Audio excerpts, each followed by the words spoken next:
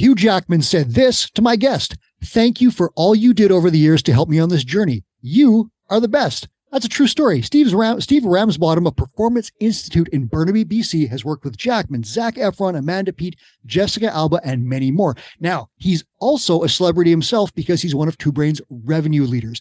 I'm putting on my X-Men uniform today to rip into the story with adamantium claws in this episode of Run a Profitable Gym.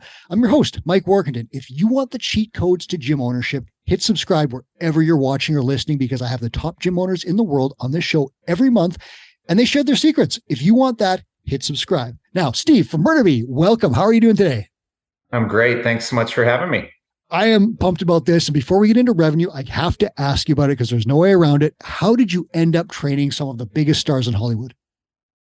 So kind of a fun story. Our facility initially started as what's called an acceleration program, which is no more. So it was kind of famous for having a high-speed running treadmill that went up to about 30 miles an hour. And I got a call one day from a trainer and my friend now, Ramona Braganza, who is working with Jessica Alba. And she was having some knee issues. And she said, "Hey, can you look at her running mechanics? I think there's something wrong with her running mechanics." So I got to work with Jess for a few sessions, which was cool. And from there, we heard that X-Men was coming into Vancouver and basically applied for the job, did an interview. And all of a sudden I got a call one day from Hugh saying, "Hey mate, can you train me?" And I got really lucky. We had a great relationship, and I got to work with him on 3 different films, and it kind of spun through there with some different actors and different opportunities down the road. What a cool story. I don't know if I've ever talked to anyone who's got a phone call from Hugh Jackman. Is he, I got to ask this, I've seen the Instagram videos, is he really as strong as he looks in those videos? You know what? He's like all us gym geeks. You know, he worked in a gym going through university too. Oh yeah. He loves to stay fit and he loves pushing it. And very early into us training together, I started working out with him, and we were pushing each other. And I got in the fittest shape of my life working out with him too. So it was fun. Yeah. Yeah. Cause I've seen those deadlift videos of him creeping up around 400 or 500 or something like that. I was just like, wow, that looks legit. So you've got a hand in that. Well, my claim to fame is I watched a March Madness basketball game beside Dennis Quaid on a recumbent bike one time. Nice. I asked me a question. I look over. Oh, I like your movies. Who's winning? Away we go. Not as cool as your story, but let's get into the other parts of your story. Give me the 411 on Performance Institute. Like, what do you do? What's your gym size? What do you sell? Who's your ideal client besides Hugh Jackman? Basic overview. So, real quick, we're coming up on our 25th anniversary. Wow. In January. So we've been around a while. We started as a athlete-focused facility. From there, we quickly learned we needed to expand because we weren't pulling in the revenue that we needed to grow. So over the years, the core of our business has always been small group training. Our demographic is people who were athletic or maybe still are and maybe a little banged up, and they're 35 to 65, somewhere in there is the majority of our clients. And then we have quite a few personal training clients as well. And then we do active rehab. So with something in BC called ICBC, so post car accident, people come do rehab with us. Outside of there, we've got a corporate group we work with, a large number of figure skaters, as we're in a facility with 8 hockey rinks. And then we've got into doing soft tissue release sessions with a number of our trainers. And my wife does our nutrition coaching. Wow. So that's a ton of cool stuff. I'm going to blow your horn a little bit for a couple other things I pulled off your website. You are actually the author of the book Wheelchair Training, and you've been part of 11 Paralympic medals, or has that number gone up? If I got it right at 11? I'm not sure what the number is, but yeah, I've had opportunity to work with several of our, national Paralympic teams. Cool.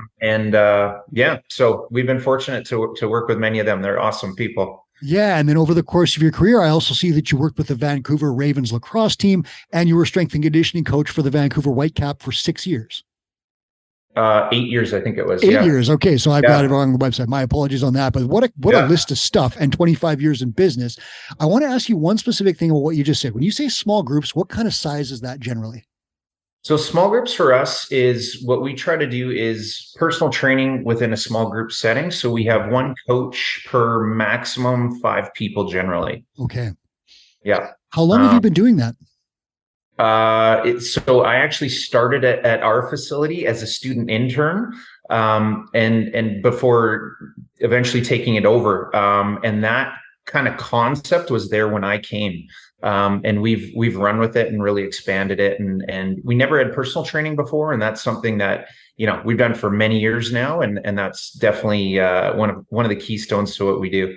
Yeah, it's very cool because Brian Bott on the out in New Jersey, he does talk about semi-private training, which is the exact concept where you're working with individual clients in a group setting. And it's a great way for a trainer to serve a lot of clients, like 2 to 4 usually is a good number, with high touch service and personalized programming, but doing 4 clients at the same time. So your warm up is this: check in, circled around to the next person. You've actually developed your own version of that on the West Coast, it sounds like. Yeah. Oh, for sure. Yeah. We've done it, and it definitely, I think the negative to it is it takes time to get a coach ready to be able to handle that, because it's not doing a one-on-one session. So it takes, it can take a few months to really get someone ready to take 5 people and do a great job with it. But when you do it, I think it's more economical for the client. It provides that community, and they get a great result from it. And then from a business perspective, if what Brian says is true, tell me, it's got to generate great revenue because you've got a number of PT clients in that setting where they get a bit of a break because your attention is diluted, but at the same time, you're making better revenue than just throwing people into a group class at $100. Is that right?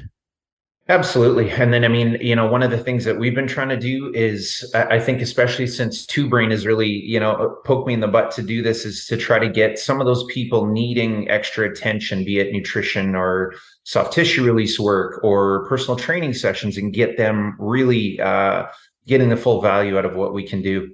So you're offering a total package. And before I ask you about your revenue streams, tell me, you've been in business for a long time, 25 years almost now. Why did you sign up for mentorship with Two Brain? What brought you to us? I did a few coaching programs before Two Brain, and my wife, who's my partner, found Two Brain, and she said, I think this place looks legit. And I think it's a blessing and a curse in that we're always trying to improve what we do. And the longer, thinking about this podcast, the longer I've been in business, I think the one thing I can pass on is don't expect your business to be perfect, because it never will be. And I think what you have to do is look at where your biggest gaps are and try to find where you can improve the most. And we all have places that we can do better. And I think that's what you want to do is kind of chip away at one thing at a time and slowly change your business. And if you're moving forward well, a year later, you've made some huge changes. I'm going to ask you about some of the gaps that you filled in to bring things up to an elite level now. But before I do, just give me an idea of, you mentioned a lot of different revenue streams. How do they break down loosely? Like, is it 90% group in some gyms and 10% personal training in others? Mine was 100% group and no personal training. How do yours kind of shake out so people have an idea of how you split up the time and the energy in your business? We're roughly doing about 15 personal training sessions a day. So I would say we're something like 60-40, 70-30 group to personal training. The small group is like I said, the core of our business, but we do quite a few privates and semi-privates as well. Okay. And group training, what kind of stuff do you do in there? Is it like high intensity interval stuff, or is it other things? We try to bring the right tool for the job. We have good. all different sorts of people, right? Like our youngest client is like 11 years old, and we've got 3 85-year-olds. So it depends. And that's maybe not the easiest answer, but it really depends. Some people, we try to give them what they need and what their goals are. And we always try to merge what the client wants with what they need, and make it a happy union between those two things. That might not be the easy answer, but I think that's the best answer. And I think a lot of us back in the day got hooked on certain methods and realized that sometimes the client didn't like that method or didn't want to use it. And there was another way to get the same or better result by just switching things up. And that client might have more fun. So I think you're onto something there. And if your clients are staying for a long time and love working with you, you've obviously done a good job. I want to ask you about, gross revenue. How has that changed over the years? And you've got 25 years to look at, but how did things change? And what are some of the big reasons that went up? Was it adding programs, or was it raising rates, or what did you do there? Um, I think it's a number of factors. I mean, we've had times where we really haven't been on top of increasing our rates regularly, and that's the thing that we're really trying to stay on top of now. Is every year we do a price increase. I think it's much easier to be able to introduce that to our clients rather than having one big shot. And because we were not on top of it, we've had to do that a couple times, where we've had to do large increases to really catch up and pay our staff properly and cover all our expenses. So I think that's certainly a part of it. The big thing that we did, man, looking back probably 5 years ago now, is we always sold sessions, and when we went to the membership model, that changed the game dramatically. So if you're not doing memberships, I think you're really missing out. And I had a friend of mine who's got a gym downtown Vancouver, and he kept trying to push me to do it, and I was always afraid because it was change. And I finally decided we have to do this, and when we did, it's been nothing but positive. Okay, so if I'm a PT member at your gym, I have a membership to that, and it just rolls over on a subscription basis. Have I got that right? Well, we haven't done it for personal training clients. And I know the question I always get is, are people being committed to the sessions? We don't have a problem with commitment with our personal training sessions. So it's not that. And a lot of people do tend to travel and different things. So we're giving them flexibility. However, the majority are very consistent. With the small group, though, everything is on membership now. And the best part about that is that you don't have to sell things every single time. Because I did the same thing where it's like punch cards and packages and things like that. And like, if someone's like, I'm going to hold this punch card for a little bit, the revenue doesn't go. So like regular revenue on that subscription model is great. And I know there are some people that would do it, that do it with PT. So it's like you have 8 PT sessions and you're booked every month and you're going to use them. They don't roll over. You got to get them done, and this renews every month, and away you go. So there are people out there that do that model as well. When you brought in different programs, was that big revenue bumps for you? Like when you said your wife started doing nutrition, things like that, did those things really start bumping revenue, or was that just like a little bit of gravy on the pie? I would say it's gravy. She'll typically have around 10 clients on the go for nutrition. I think it's far easier to get someone to start training than it is to change their diet. And some people, I assessed a guy this week, and he's like, I'm not going to start training until I change my diet. And he that's a rarity. Yeah. Usually you get people training for a while, and then like, I'm doing great, but I really want to get leaner. I want to do this. And nutrition is such an important component. So everyone's on their own timeline a little bit. And that's something we're looking to improve on, how well we do with that structure. But that coaching is, it's on top, but it provides such an important service. We really want to keep doing that. Yeah, and the listeners, I can tell you that our State of the Industry report, Two Brains, is coming out. And one of the things that we've noticed is that nutrition does not still year to year does not generate a huge portion of revenue in any gym. And that's not, I won't say any gym, in most gyms. There are a few out there that I know that'll get like 20% of their revenue. Clark Hibbs at Yellow Rose Fitness in Texas does that, 20% from nutrition, and his wife does it in their spare bedroom. However, that's not common. I think the number this year, it's under 5 for sure. So that's an interesting one to think about. And it is, as Steve said, very difficult sometimes to get people to change their diet. It's not to say you shouldn't do nutrition, but maybe it's not the biggest target for you. You have to decide for your business. Steve, where do you get your clients from? You got obviously high value clients besides Hugh Jackman calling you up. Who else is, how are you finding these people? The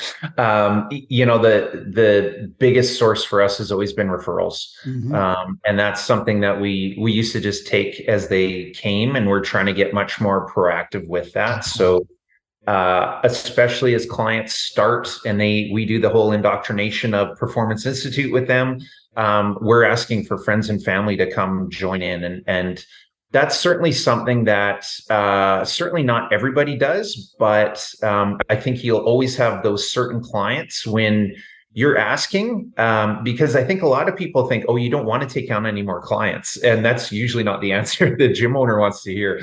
So I think you have to be a little proactive with that. That's been the biggest thing.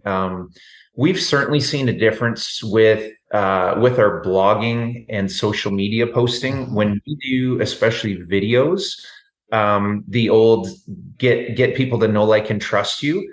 I think that's a really important thing. And I think the more you get out there, we definitely see a lot more of that. So I would say those are two biggest ones. We haven't done any paid marketing consistently. Wow. And that's something that we're actually looking to just get into around the corner here. So like I said, we've been trying to improve all our different systems, and I didn't feel like we were really ready for that yet. And I think now we're going to try to turn the corner and go there and hopefully continue to grow our business. That's neat. You hit on two of the funnels that Chris Cooper has built for Two Brain clients. The ones that are super important is organic social media, which it doesn't cost you a lot other than your time. You crank the stuff out. And the other one is the referral funnel. If you have good clients, you want more people just like them. The best people to get are their friends and family, even their coworkers. And then you start working outward, because if these people bring their friends in, they're warm leads. They already have a connection to your business. As Steve said, they know, like, and trust you. And it's kind of a huge win for everybody because they have a reason to stay with your business. They have a friend in the business. They're going to get great results. Everything is pretty wonderful. So that referral funnel is huge. If I was going to give you some advice, listeners, ask your clients, and don't just expect it to happen. Ask them, who in your group can I help? And they'll give you someone. And then crank out the media. Steve, how often do you publish stuff on social media, and where can people look at it? What's your best account?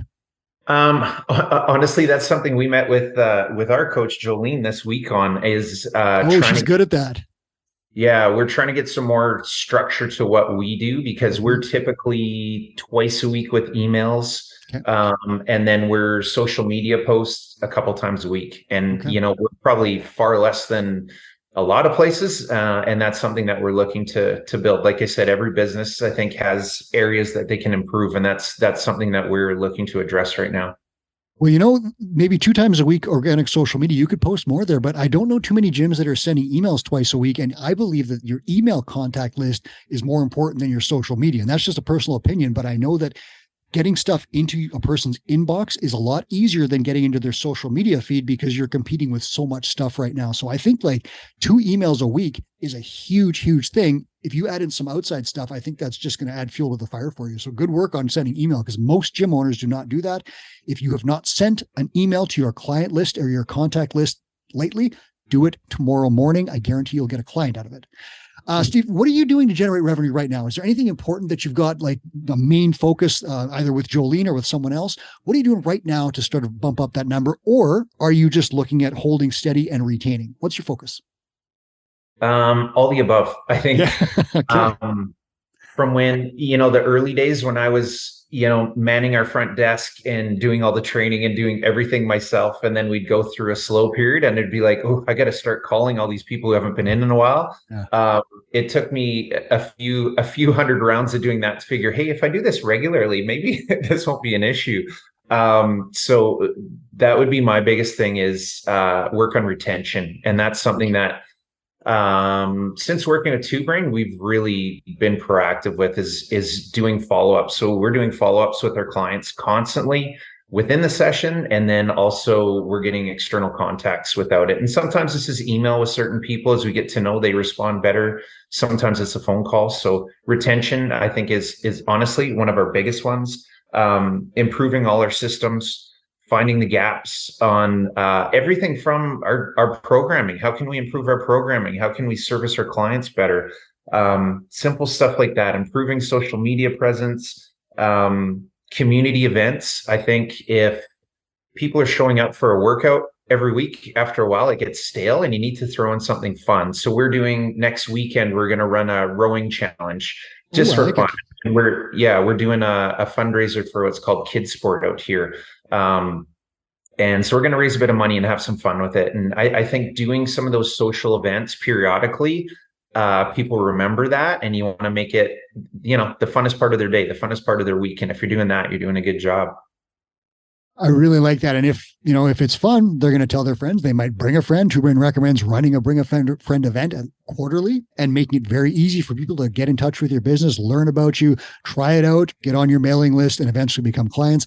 And honestly, the show is about revenue, but there's no way to have revenue without retention. Like Steve, you just said it, retention of great clients is an incredible multiplier in your business, because if you have a high average revenue per member and you're offering a premium service at your gym, Steve, so you do, if you retain those clients for a long time, that adds up so quickly, as opposed to bleeding off members and then having to spend money on marketing and then having to reintegrate people and they bleed out and you're just on this hamster wheel and it's just miserable.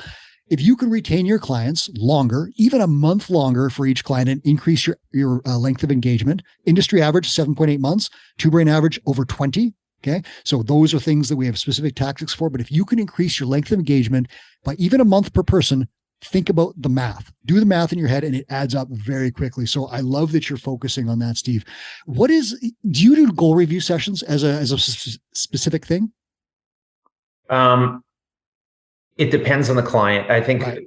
we've got to know our clients so well. Certain people I will sit down with. Some people I will call. A lot of people I'll just email. And I just find I'm going to get more information out of them that way. And I can get through our client list. And like every month, I'm doing it right now as I go through our monthly lists on clients that I gotta reach out for, who are, coming up on membership renewal and that sort of thing. We kind of space it out that way.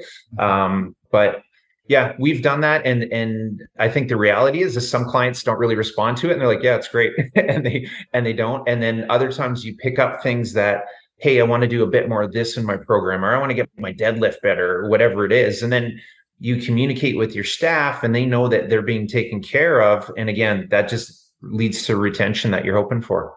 Yeah. And the reason it doesn't surprise me that you're not formally doing a goal review systems. I've talked to enough people that run gyms like yours that because their staff people and their owners are so in touch with their clients, and you've got small group personal training, a lot of that, you often in those settings, you don't see people doing these formal goal review sessions because you're talking about their goals every single day, every week. It's such a high touch, close relationship that it's almost, you don't need that session.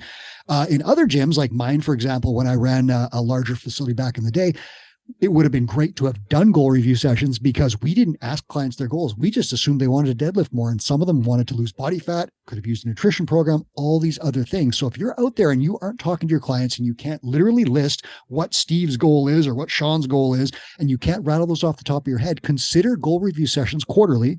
Sit down with your clients, ask them how it's going, ask them what they want to accomplish, put together a plan, tell them the price of that plan, and away you go. And you're going to improve retention. You're going to solve problems. And again, Stephen, your thing, like I'm guessing you're training your staff members and so forth, and you are going to be giving the highest touch service so that you're talking to these people daily. Is that right? Yeah. I mean, we really promote the check-in every session. Yes, every that's session. It. We try to do the cheers thing, and everyone walks in and everyone's called by name, welcome. And we do check-ins to see how everyone's doing every single day. So that's a huge part of what we do. Yeah, in those types of environments, small group, one-on-one, you get such a better chance to retention because you're building this incredible relationship. People will quit a program, they won't quit a relationship. I think Greg Glassman from CrossFit said that, if I'm not mistaken, but it's totally accurate. Tips specifically for strength and conditioning people. You said something interesting in the intro that I want to ask you about. You had focused originally at one point on athletes, which is an interesting market and is great, but there's not that many of them, right? So it can be tough. What are your tips for strength and conditioning people, specifically those who might be thinking, I want to train high-end athletes?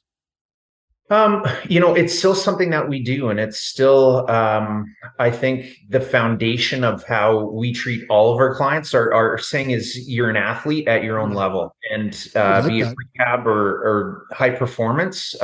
So we deal with quite a few athletes still, and some are adult athletes, some are hockey players in college, some are, figure skaters or golfers or whatever. I think you have to look at what the yearly plan is for those athletes and find where the off seasons, and you can focus on different sports that way. But that's just the reality of sport, especially the way it is now with academies and with so much going on. You're not going to have them year round. That's just the reality of it. So you have to maybe get them 6 weeks or 12 weeks, and then fill in the gaps with other people if you really want to be athlete focused. Yeah, it's interesting. Back before I had my space, the only place where I could do Olympic lifting was a smaller gym in town where a lot of the local NHL guys would come and train in the off season. So we'd go in there and we'd bring a barbell lift, whatever. Like Jonathan Taves would literally be over there doing his programs and so forth. That facility was never, at least when I was there, was super full, but it eventually folded into what's called the Iceplex out in Winnipeg. And I think the Winnipeg Jets train there now. So that was another option that those guys went. But you've had obviously some contact into like professional teams and so forth, but also treating all your athletes like professional athletes, even if they're just, the soccer dad on the side. Is that right? For sure. Absolutely. That's cool. I like that a lot. What if you were going to give someone a tip? So I ask every gym owner this one, especially our leaders. If you were going to give a listener a tip at whatever level they're at to start generating a little bit more revenue tomorrow, what would you tell them? Well, I wrote down a few ideas, so I'll try to give me all of them. Then I'll check them all. So my first one I thought of was take great care of your clients. Yes. And I think it sounds obvious and it sounds simple, but for trainers, I think they have to be reminded sometimes it's not all about the workout. And, sometimes people are going through relationship issues, or they're exhausted, or they're hurt. Take good care of the clients. That's such an important part. Communication with your clients, with your staff, it's critical. Most of the issues that I've ever run into in business have been communication problems. And, the better you're at communicating with your people, the better off you're going to do. I'm going to just jump in there because you're so right. And you said like that it may be obvious, but for a lot of gym owners and we're focused on stuff, it's not obvious for us because we're trying to acquire more clients and we're not focusing. We do that at the expense of our current clients. Acquiring new clients shouldn't come first. It should be holding on to your current clients. So acquiring the new ones, get to that. But if your retention sucks, why bother, right? Fix the retention, make it great. So I love that you said that because it sounds obvious, but it wasn't obvious to me at one point. Yeah. And then I just had listen to your clients, see the feedback. If they're telling you it hurts somewhere, see if you can help them figure it out, get them to a professional if you can't do it. Don't be afraid to spend some extra time with the session. We really try to encourage our coaches. If the workout runs 12 to 1 and you need another 10 minutes with them, spend it. Try to do your best with those people, and they will thank you so much for that long term, and they'll keep coming back because you're doing extra care, and they don't want to see that you're clocking in, clocking out, so to speak. So if you need to spend an extra 5 minutes or whatever with that person to really finish the session off properly, do it. And that's all built into your business model, correct? Because I've seen other guys where it's like, on the clock, I'm out. You've obviously built this, we'll call it flex time, into your business model because you want to prioritize client care, even if it takes an extra 10 minutes. Yeah. One of the things that there weren't many, but one of the positive things from COVID was we had a ruling where we had to have a 15-minute clean gap in between all our sessions.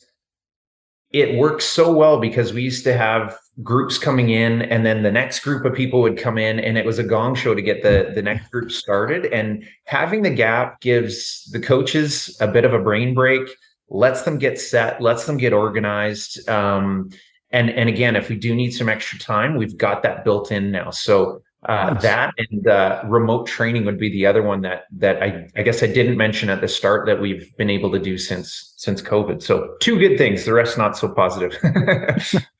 I hear you. What else? I think meet collectively as a group. Make sure you're doing staff meetings. Again, sounds obvious. Something I was always resistant to, and always in my head, I was always like, I'm too busy for this. I gotta grow this business. I got work to do. But spending that bit of time with your staff and going through training and systems and different things that are going to help the business and help them individually pays huge dividends. And I think you will continue to keep your staff longer. We've been really lucky to have, like, our longest coach has been with us now 17 years. And we've been able to keep some of our coaches really long. And I think that's in part. So meet with them collectively and individually. And then finally, lead by example. If you're not the guy willing to pick up, some paper towel off the floor or clean off the bathroom yourself when it needs it, they're not going to do it. So you really have to have those expectations and lead by example. So sometimes when I talk to gym owners and I talk about revenue, they talk about marketing and they talk about outreach and average revenue per member and all that other stuff. It's interesting to talk to you, and your focus is inside the business, creating what I'll call, I stole this from Chris, a culture of excellence, where you're creating a really, really, really great business from top to bottom that's designed to serve clients, retain clients. And yeah, we'll add some, but the focus is first on building a great business. And that goes from staffing to picking up paper towel off the floor. It's really interesting because that's slightly different from what I hear sometimes, but it's working for you, right? We're trying. We're trying. Yeah, I like it. Well, I'm going to let you get back to training your superstars. You probably got Ryan Reynolds not banging on your garage door there. So I'll let you get back to it. But Steve, thanks so much for sharing your story and helping gym owners around the world improve their businesses. Thanks a lot for having me. Appreciate it.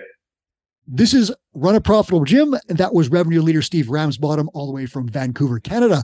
Thanks for listening. Please hit subscribe wherever you're watching or listening because I don't want you to miss a single show.